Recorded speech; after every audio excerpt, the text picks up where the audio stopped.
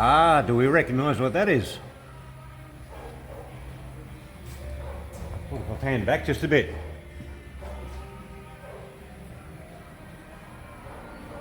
What we have is a rigid edge XA Ford Fairmont, not just a Falcon, it is a JG67. And Des owns this vehicle.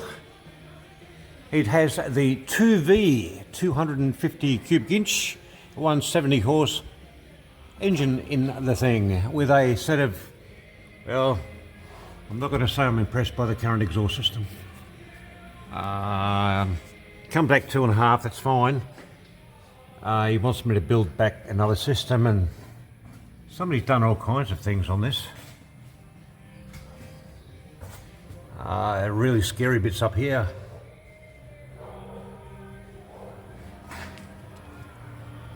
Zoom out a bit and you get a better idea.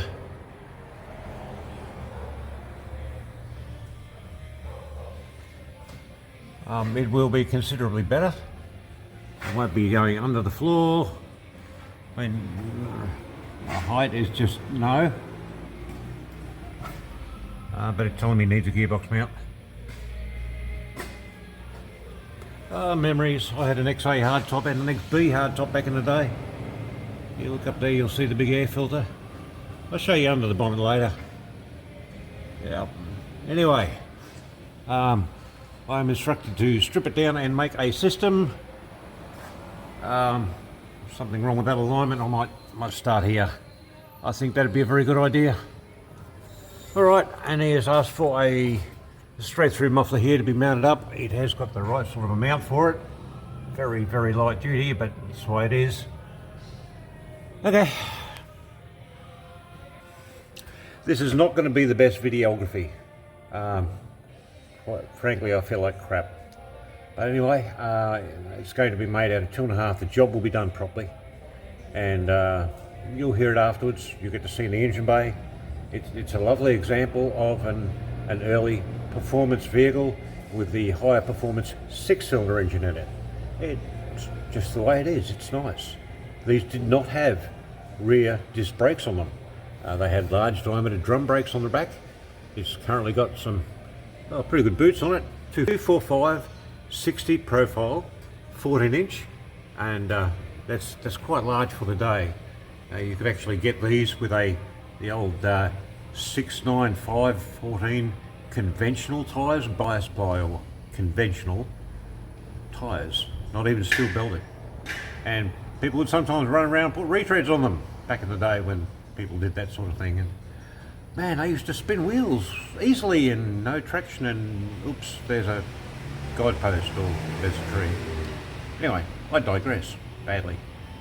With the old system stripped out and the new OE style mount in place, the other one was bits and pieces hung down too low. We can see what I've got to work with. Unfortunately, there is this loop.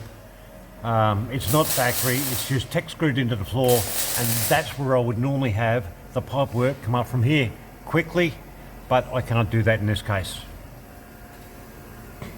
The heavily modified extractors are in place. There is sufficient area for clamping, and it will be. There will be no plates because it is too close to the bell housing, unless I go above and below, which is not a good idea, because we're going to be turning quickly through here and coming out through here. Okay, so not much room there at all. Bits and pieces have been put together. A stainless muffler barrel and some stainless 409 grade, not high grade, Mandrel bends.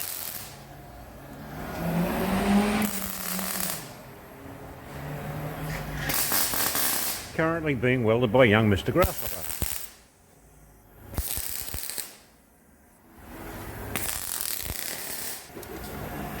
The filler material in the MIG is high grade stainless steel.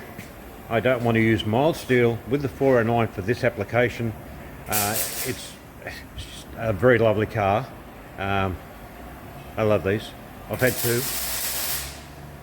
XA, the base model, hey, 200 cubic inch 3 on the 3 manual, and I had an XB, a 250 cubic inch single rail 4-speed manual. It was a GS option as well, with bonnet flutes and the tacho and all that sort of thing. Long gone now. I believe it ended up at Howard years ago, and it had a Concord front on it, and it was all in undercoat white, although the car was originally green. Anyway, I did get in a stainless Mandrel tailpipe for it, but of course, being the XA, they don't have it cut out in the Beaver. So the tailpipe itself will be getting a little bit modified, and while I'm at it, I'm going to modify the back of the new muffler, so everything is going to fit up, be disassemblable easily if required at any stage. This gentleman also owns a custom line. I think he might like having a bit of a tinkle with his own cars, and that's a great thing to see. A little while later, she's all completed. All of the tubing from front to back is 409 grade in stainless steel. A new mount there, and up very nice and high through that tunnel. I have advised the customer about his transmission mount, and if it needs to be adjusted accordingly later, okay, well, I will take care of the exhaust on that for him as a courtesy, because it's not all about money for me. That's all clamped up there the way he had it. There's no room to put a plate to join it, and I wasn't going to go welding to it, so that's that. Back. And my compressor hates me. And there we go. I'll drop it down, I'll give it a start up, you can have a listen, and I'll show you under that marvellous engine bay.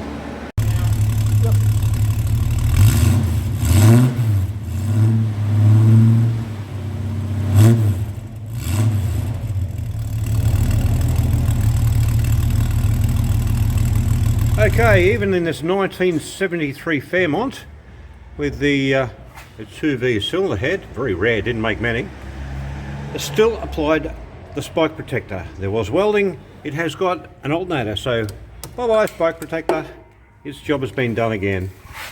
Ooh, look at that, twin horns. Thanks for watching from 290 Albert Street in Maryborough in Queensland, Australia, not Maryborough in Victoria. Feel free to leave a comment, a like, a share. If you decide you're going to have a look at all the welding, you go, oh, I don't like that, don't watch. Okay, see ya. And there goes Des, as happy as can be.